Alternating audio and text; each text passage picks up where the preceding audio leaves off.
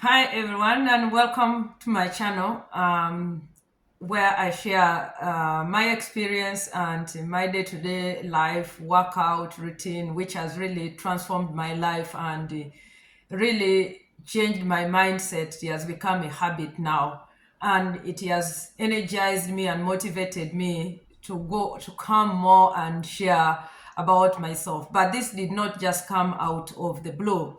There are a couple of things that I had to really put into consideration. And one of it is confidence, which I want to talk about it. And it's something that always hinders most of us from pursuing our goals and practicing our skills that we have, inbuilt skills that are hidden in us, but due to lack of confidence, we tend to keep it dormant and don't bring it active out here. So I would like to talk about really how I've managed to build confidence and coming to the extent of sharing my ideas, my experience, and the knowledge I have on the platform here. Uh, and also to encourage other people through this platform and see how much or so how far I've come with my improvement in building confidence. So I have a couple of points that I will be not pointing out here while I'm sharing how it has really helped me to build the confidence and be able to be the woman I am today. And without confidence, I don't think that I would realize myself to this extent, whereby I'm able to come out and share myself, my journey through this platform out here. So one of the point I would say is embrace self-awareness by looking into your strength, your weakness, and your values. I think I always talk about some of these things during through my videos. Yeah. So the thing is knowing about the good in you and acknowledging it.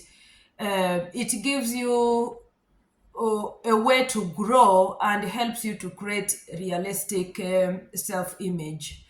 Um, uh, it's not so long. Self-awareness is something that we really struggle with. It's like we want to others to tell us, oh, Alice, you're good at this. Oh, you're good at doing this. But then ourselves, we forget about realizing, being aware of ourselves to realize the strength and the weakness, the values we have in ourselves, the skills that are hidden in us. It's always uh, people who tell us about ourselves and we feel good about it. And yet, yourself, you can acknowledge yourself where your expertise area is, and you're able to build the confidence through that.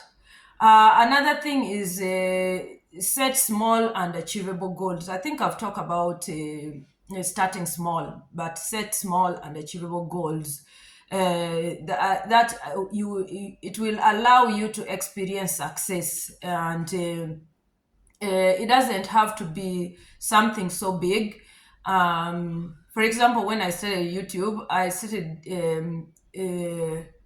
posting just few minutes of what I could talk about it, because like I wasn't able to express myself, as I was still not really confident about myself. But right now I feel like I'm flowing, and I can talk for at least more than 10 minutes in most cases, and I'm flowing and bringing out my ideas, my experience, my knowledge with the confidence. Because in the beginning, it was like I feared to talk out, to speak, because I hadn't built confidence. But right now, I'm like, I'm just good to go. I just flow. The ideas just come. The experience is just like it pops in, and I'm able to flow very well. So in the beginning, I started by setting small goals, and I achieved it by posting what I managed to share. So I feel like now I'm growing and getting there. So another thing is step out of your comfort zone. That is also another thing that really bothers us.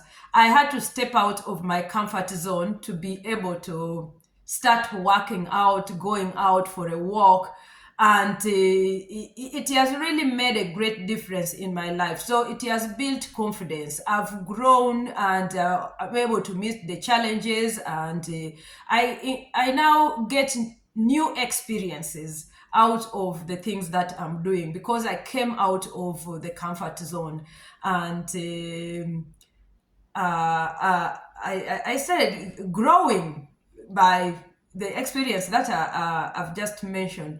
So another thing is practice positive self-talk. This I do it now often. Like when I wake up in the morning, I'm aware of myself. I appreciate myself, and like start the day with quietness and recognizing myself, the things that I do, the improvement that I've done in my life, and how I'm moving and transitioning in life. So I bring out all these good things. I talk good about myself. I write journal. I journal about myself, or I write, for example, future Alice. And like for me, the future is like uh, what happened from now onwards. I see it as future, So I write positive things about myself. That has helped me. It encourages me. I affirm myself. So I write positive affirmations about myself in my journal. And also I learn from failure. So like the things that I've done maybe didn't work well. So what exactly made it didn't work well? So I look into those areas and able to recognize that the mistakes I made, or how I encountered failure through the things that I was doing. So it helps me to learn to avoid making the same mistake. So with that, I acknowledge what I did well and what didn't work, and I appreciate myself regardless. I realize the failure, so I learn from my failure. They say you learn from your mistakes. So another thing also, surrounding yourself with positive support, finding people to support you around, or friends or family. My biggest support is my family and my friends. They all have different areas that they support me. I have friends who encourage me from the time I started posting on YouTube. They watch and they give me feedback. At least each time you post, I receive a notification, and this builds me more confidence in me because I'm getting positive feedback. Somebody is watching my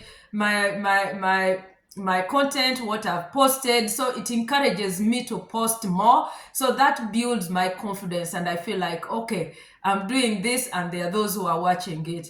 And also my family members, they support me in different areas, not only in what I'm posting, but also in areas where they have realized that I've really worked upon improvement in my life. So I get this positive feedback from my family members and encouragement. It really boosts my confidence, and I would say I feel so good about myself now in those areas. So another thing is also focus on growth, not perfection.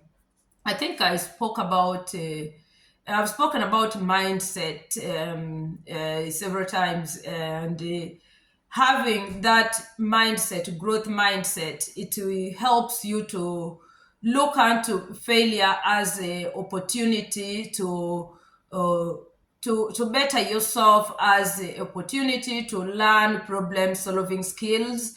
And with growth mindset also allows you to face challenges and overcome, because challenges is like a stepping stone for you to be able to learn more and progress.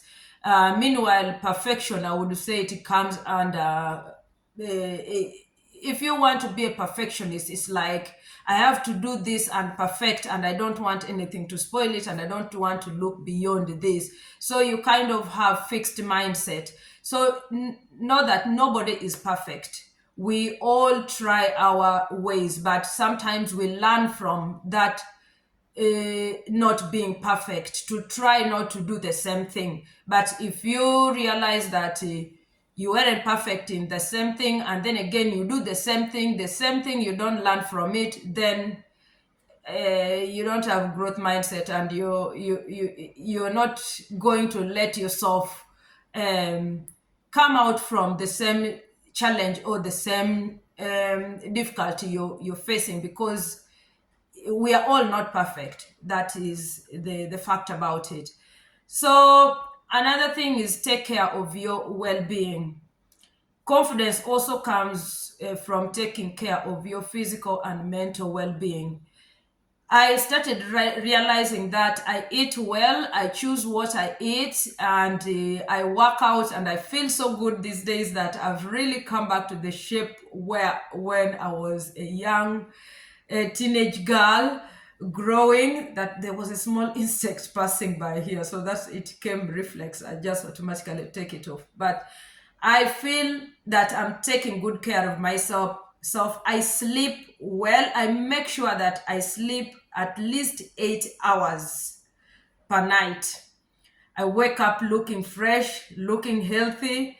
I drink lots of water.